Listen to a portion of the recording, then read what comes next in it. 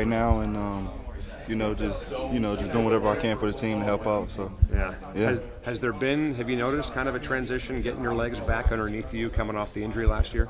No, I put on a little bit of weight.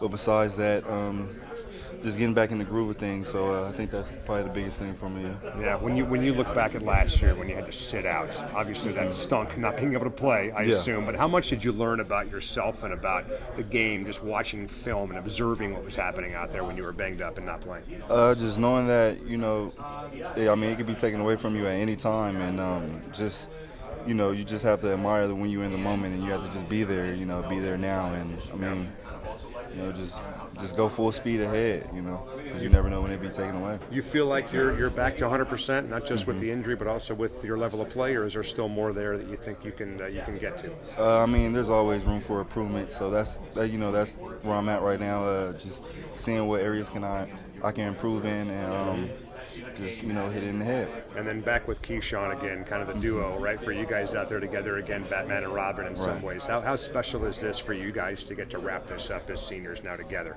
I mean, it's very special because we talked about this, graduating together, and just playing together. I mean, so I mean, it's a very special moment. And, like I say, you got to just be in the moment, and just appreciate it. How would you characterize your relationship with him off the field and on the field? I mean, he's a brother, man. I mean, if he was blood, I mean, it's no way to put it. He's just my brother.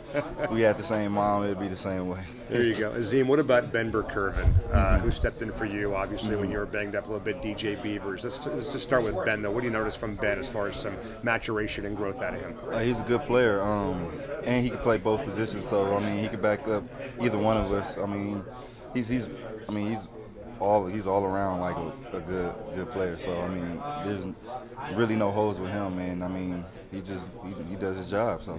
What do you want to see this defense do in the second half of the year? I mean, you guys are, look, if you take away turnovers by the offense, you're averaging 7.8 points per game, for God's sakes. It's hard to imagine the defense playing any better, but what's the next step, you think, for this defense in the second half of the year? Just keep honing in on the small things, as well as just, dominating on the field, and just eliminating as many explosive plays as we can, and, trying to get as many sacks and turnovers as we can. You mentioned the sacks, and you guys got 8 of them off a team that gave up 15 going in on Saturday, and most of that with a 3-man rush and not blitzing at all. How much pride do you guys take in that? I mean, that's special when you get something done with a 3-man rush, and I mean, most of the sacks came from the D line. I mean, they were stingy up front, so.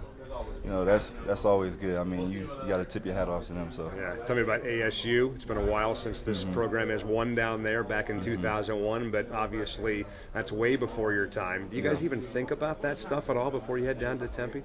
We don't. I mean, every year is a new team, and I mean, our goal is to win, and that's what we want to ultimately do. And I mean, they have some good players down there. Kalen Balaj. Their other running back, Richards. I mean, they're all good. I mean, so we just have to do our job of film study, knowing what they're going to do, knowing the game plan, and just sticking with it. Big story about Coach Pete sticking up for the fans in the program with all the night games you guys have played this year. Does it bother you how many games you guys play at night, and what do you think about your coach kind of going out of his way to stick up for the fan base and the players here? I really haven't even thought about that. I mean, it doesn't really matter to me. I mean. Yeah. It's game day whenever, so whenever time we play, if it's 6 in the morning, I'm cool with it. I can get down whenever. You ever play a game at 6 a.m. anywhere at any level of football? Heavens no. Great stuff, man. Appreciate it, boss. No problem. We've seen you off the edge quite a bit more this year. Is that something you kind of welcome that? What's that transition been like for you? Just trying to get I mean, our D coordinator said he wants a little bit more on the edge, so I'm just trying to help out in that position as well.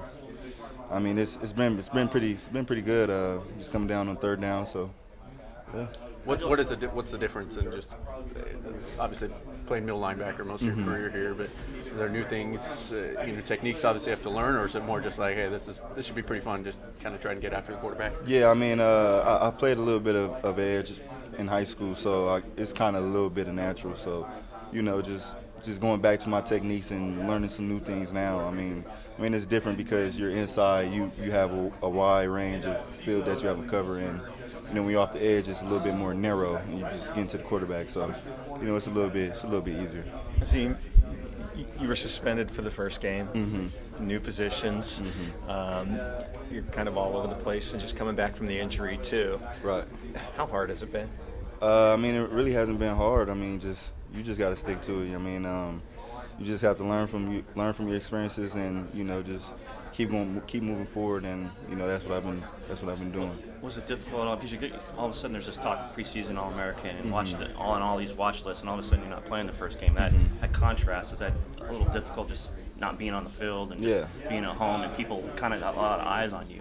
I mean, it's pretty cool that have all that stuff, but at the end of the day, I just want to play, so it doesn't really matter when it comes to, not being on the field. You just want to be on the field and play. I mean, that's when you're having the most fun. So, for me, it's just being on the field and, contributing. What'd you do Rutgers weekend? I watched the game. Sat there by and yourself? watched the game. Everybody get away from you? Replayed it. I sat there in front of the TV, and I played it like I was playing in the game, So. Tell me about playing on the edge. I mean, it's fun. It's a little bit natural because I played in high school as well before I played linebacker, and so I mean it's a little bit more natural. I'm coming off on third downs. It's pretty fun. Like I said, it's narrow, so you don't really have that many. Your job is easier. It's a lot easier. So was it difficult handling a suspension? I mean, with the negativity that kind of comes with that. No, I mean everybody was pretty much. I mean, they came in with open arms, and I mean, I kind of put my phone away and just focus on what I'm gonna do when I come back. So that's what I did. Looked like a Colorado game.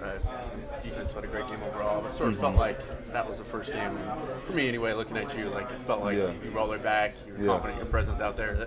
I don't know. Am I onto something there? Does that kind of feel like that for you? Like reasserting yourself. I mean, yeah, a little bit. The last two games before that, because of the outcome. I mean, we didn't really play that much. I mean, it was it was a good game, but so. I mean, that Colorado game, they had a good run. I mean, whenever it's a good run game, you can, make a couple of plays. So. How much fun is Cal? I mean, you guys just seem to be imposing your will on them on the defensive side of the ball.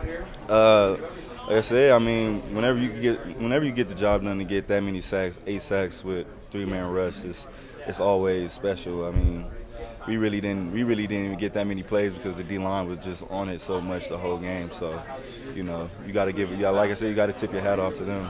I mean, tell me about the wristband on your right hand. What does that mean to you? My Azeem's dream wristband? Yeah.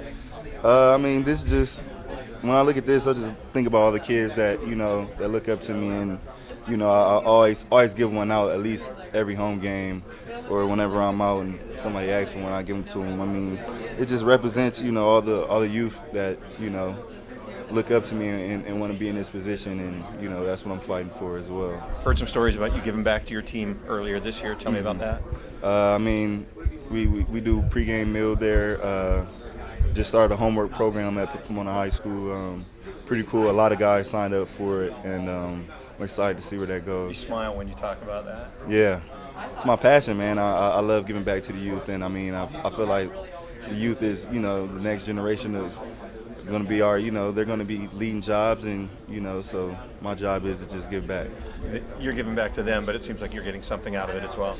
Yeah, happiness, man. That's what it's all about. Arizona State, one of those places